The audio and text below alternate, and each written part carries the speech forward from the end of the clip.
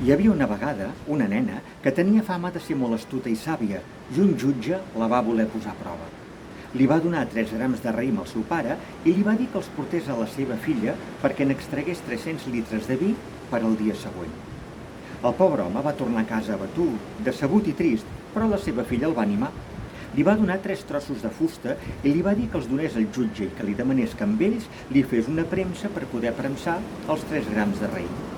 Així li ho va explicar el pare al jutge, que veient que la nena era més espavilada que no es pensava, li proposà una altra prova i donant-li un porc li va dir al pare que la seva filla havia de preparar-li un pernil per poder esmorzar l'endemà. L'home tornà encara més desanimat cap a casa seva, però la seva filla l'animà de nou i donant-li un aglà li va dir que li demanés al jutge que el plantés perquè l'alzina pogués produir els aglans suficients per alimentar el porc. A l'endemà, el jutge, quedat admirat de la resposta i enamorat de la noia per la seva agudesa, la demanà en matrimoni. Una vegada casats li va fer prometre que mai no es posaria en assumptes de justícia. I així va ser durant un any, però un dia que el jutge estava absent, ella va resoldre un cas.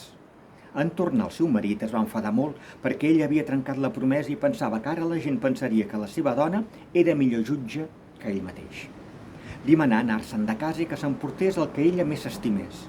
La dona, enginyosa com ella sola, posà un somnífer en la beguda del seu marit, preparà un carruatge i se'n va anar a casa del seu pare.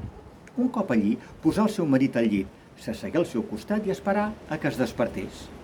Un cop despert, el seu marit, el jutge, li demanà que com era que es trobava a casa del seu sogre i ella li respongué que ell li havia dit que s'emportés el que més estimava. Ella l'havia escollit a ell. El jutge quedà admirat novament de l'astúcia de la seva dona i a partir d'aquell dia la tingué com a consellera i ambdós van ser considerats savis dignes d'admirar. I aquí hem arribat i aquest conte s'ha acabat.